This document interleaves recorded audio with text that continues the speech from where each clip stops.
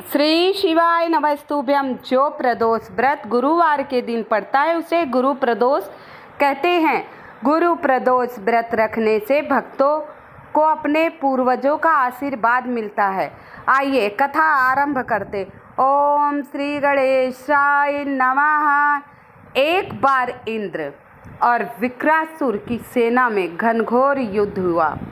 देवताओं ने दैत्य सेना को पराजित कर नष्ट भ्रष्ट कर डाला। यह देख विक्रासुर अत्यंत क्रोधित हो गया और वह स्वयं युद्ध के लिए उद्गत हुआ। आसुरी माया से उसने विकराल रूप धारण कर लिया। विक्रासुर ने क्रोध में तो भरा ही हुआ था, देवताओं के हर विकराल रूप धारण कर लिया अपनी माया से। सभी देवता भयभीत हो गए, डर गए उसके विकराल रूप को देखकर। इंद्र वैसे भी डरते थे असुरों से, तो बहुत डर गए और वो गुरुदेव बृहस्पति की शरण में गए। गुरुदेव बृहस्पति की शरण में गए। सभी देवताओं के गुरु हैं गुरुदेव बृहस्पति। अब बृहस्पति महाराज बोले, मैं तुम्हें विक्रासुर का वास्तविक परिचय दे दूं कि वो कौन है और इतना विकराल रूप क्यों धारण किया। इंद्र बोले, बताइए। विक्रासुर बड़ा तपस्वी और कर्मनिष्ठ है। उसने मन गंध मादक पर्वत पर घोर तपस्या कर शिव जी को प्रसन्न किया है। विक्रासुर ने और पूर्व जन्म में वह चित्ररथ नाम का राजा था। एक बार वह अपने विमान से कैलाश पर्वत चला गया। वहाँ शिव जी के वाम अंग में माता पार्वती विराजमान देख वह उपहास पूर्वक बोला, हे प्रभु, मोह माया में फंसे होने के कारण हम स्त्रियों के वशीभूत रहते हैं, किंतु देवलोक में ऐसा दृष्टिगोचर नहीं हुआ। किसी स्त्री का आलिंगनबद्ध सभा में बैठे। चित्ररथ के यह वचन सुनकर सर्वव्यापी शिवशंकर हंसकर बोले, हे राजन, मेरा व्यवहारिक दृष्टिकोण पृथक है, अलग है। मैं मृत्युदाता कालकूट महाविष का पान किया है। मैंने मृत्युदाता कालकूट महाविष का पान किया है, फिर भी तुम साधारण जन के भांति मेरा उपहास उड़ाते हो, मेरा मजाक उड़ा रहे हो। अब माता पार्वती इतना सुनते ही क्रोधित हो गई। बहुत ज़्यादा क्रोध आ गया उन्हें। माता पार्वती क्रोधित हो चित्ररथ को संबोधित करते हुए बोली।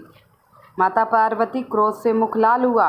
अब चित्ररथ से बोली, अरे दुष्ट, तूने सर्वव्यापी महेश्वर के साथ मेरा भी उपहास उड़ाया है। तूने सर्वव्यापी भगवान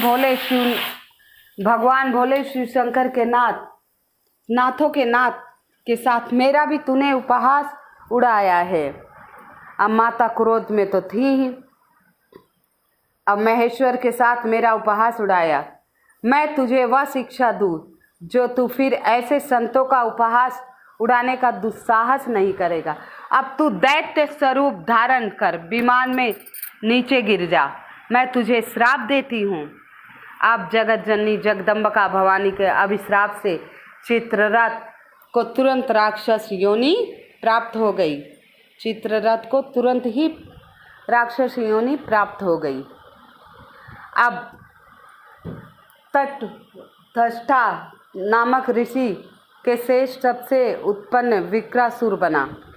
गुरुदेव बृहस्पति आगे बोले, विक्रासुर बालकाल से ही शिव भक्त रहा है, अतः हे इंद्र, तुम बृहस्पति प्रदोष व्रत करो, शंकर भगवान को प्रसन्न करो। शिव बोले, अरे इंद्र बोले, हे ऋषिवर, ये व्रत कब पड़ेगा? तो मुनिवर ने कहा, प्रदोष व्रत के बारे में तुम्हें ज्ञान है और प्रदोष व्रत गुरुवार के दिन पड़े तो उसे बृहस्पति या गुरु प्रदोष कहा जाता है। इस प्रदोष का पालन तुम्हें नियम पूर्वक करना है और शिव की भक्ति करनी है, भगवान भोलेनाथ को प्रसन्न करना है।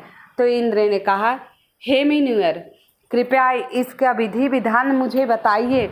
मैं इस व्रत को अवश्य करूँगा और भगवान भोलेनाथ को प्रसन्न करके विक्रासुर को जरूर हराऊंगा। अब जब बोले तब गुरु ने कहा, हे इंद्र, इसमें ब्रह्म मुहूर्त में उठकर सुबह गंगा स्नान करना है और गंगा स्नान करने के बाद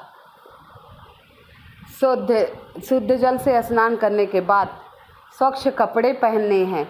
कहते हैं ये प्रदोष व्रत मंगलकारी शिव कृपा दिलाने वाला है।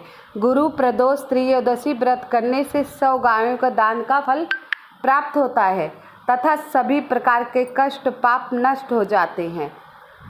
सभी प्रकार के कष्ट और पाप नष्ट हो जाते हैं। तब इंद्र की बात सुनकर ऋषिवन ने सारा विधि विधान देवराज इंद्र को बता दिया व्रत का और कहा, ये व्रत पूर्णतः श्रद्धा विश्वास से करना, जिससे भगवान भोलेनाथ तुम्हारे सारे कष्ट को दूर करेंगे। अब इंद्र ने भगवान शिव का व्रत किया। देवराज ने गुरुदेव की आज्ञा का पालन कर बृहस्पति प्रदोष व्रत पूर्णतः श्रद्धा विश्वास और नियम से किया। गुरु प्रदोष व्रत के प्रताप से इंद्र ने शीघ्र ही विक्रासुर पर विजय प्राप्त कर ली और देवलोक में शांति हो गई।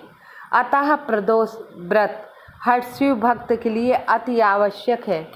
कहते हैं जीवन में एक बार प्रदोष व्रत अवश्य करना चाहिए। प्रदोष व्रत करने से सारी समस्याएं जीवन की दूर हो जाती हैं और भगवान भोलेनाथ अत्यंत प्रसन्न होते हैं। बोलिए उमा महेश्वर की जय। उमा महेश्वर की जय। गौरीपति भगवान भोलेनाथ की जय। तो इस प्रकार कथा संपूर्ण हुई। बोलो उमापति शंकर भगवान की जय। हर हर महादेव।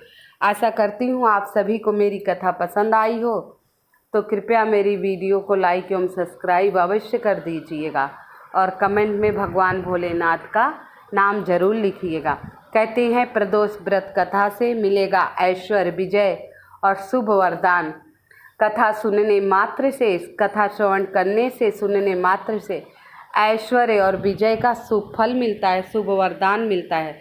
तो आप लोग भी कथा अवश्य सुना कीजिए। हमारे हिंदू सनातन धर्म में कथा हर एक शुभ तिथि की कथा होती है और कथा सुनने मात्र से ही हमें शुभ फलों की प्राप्ति होती है। तो आशा करती हूँ आप सभी को कथा पसंद आई, तो कृपया लाइक एवं सब्सक्राइब अवश्य कर दीजिएगा और कमेंट में श्री शिवाय नमस्तुभ्यम अवश्य लिख दीजिएगा।